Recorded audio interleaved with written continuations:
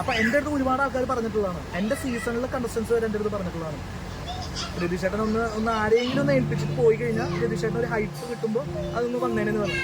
ഞാനത് ഏൽപ്പിക്കാതെയാണ് പോയത്. എന്ന് വെച്ചിട്ട് പി ആർ എന്താ എനിക്കറിയില്ല, പി ആർ എന്നാണ് ഞാൻ പറയുന്നത്, എനിക്ക് നന്നായിട്ട് അറിയാം എന്താണ് പി ആർ എന്ന്. പക്ഷെ ഞാനത് ഏൽപ്പിക്കാതെയാണ് പോയില്ലായിരുന്നു. അപ്പോൾ പി ആർ ഏൽപ്പിക്കുന്നത് ഒരു തെറ്റല്ല, ജനങ്ങളെ മണ്ടന്മാരാക്കുന്ന ഷോ അല്ല ബിഗ് ബോസ്. അത് നിങ്ങൾ ആദ്യം മനസ്സിലാക്കിക്കും.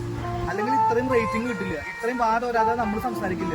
അഭിരാമി ബിഗ് ബോസിനെ കുറിച്ച് സംസാരിക്കാനാണല്ലോ എൻ്റെ അടുത്ത് വന്നത്. അഭിരാമി ജനങ്ങൾ മണ്ടന്മാരാക്കുന്ന ഷോ ആണെങ്കിൽ അഭിരാമി എൻ്റെ അടുത്ത് സംസാരിക്കാൻ വരില്ലല്ലോ. ഒരു ജനത്തിനെയും ഇവിടെ ആർക്കും മണ്ടന്മാരാക്കാൻ പറ്റില്ല, ഒരു ജനങ്ങളും മണ്ടന്മാരല്ല. പിന്നെ അനുമോളെ കുറിച്ചിട്ട് പറയുമ്പോൾ എല്ലാവരും പറഞ്ഞ പി ആർ ആണെന്നാണ്. ഒരു പി ആറും അല്ല. എനിക്ക് അനുമോളെ എനിക്ക് പരിചയം കൂടി ഇല്ല. എനിക്ക് പരിചയമില്ല എന്ന് പറഞ്ഞാൽ ഇവര് അതുമ്പോൾ കയറി വരണ്ട. അനുമോളെ എനിക്ക് പരിചയമുണ്ട്, ആർട്ടിസ്റ്റ് എന്നുള്ളതിൽ ടി വിയിൽ കണ്ടിട്ടുള്ളൂ, അല്ലാതെ നേരിട്ടിട്ട് എനിക്ക് അനുമോളൊന്നും പരിചയമില്ല. ടി വിയിൽ കണ്ടിട്ട് നമ്മളെല്ലാവരും അഭിരാമിക്ക് എങ്ങനെ പരിചയം, അതേപോലെ എനിക്കും പരിചയമുണ്ട്. ഏത് ടി വിയിൽ കണ്ടിട്ടുള്ളൂ, നേരിട്ടിട്ടൊന്നും ഞാൻ അനുമോളെ എനിക്ക് നേരിട്ട് കണ്ടിട്ട് ഞാൻ പരിചയപ്പെട്ടിട്ട് തന്നെ ഇല്ല. ഞാൻ വായ തോരാതെ അനുമോളെ സംസാരിക്കുന്നത് ഈ അവസാനത്തെ 2 ദിവസത്തെ ആ കുട്ടിയുടെ സ്ട്രഗിളിങ് ഉണ്ടല്ലോ, നമ്മൾ നെഞ്ച് പൊട്ടി കൂടും.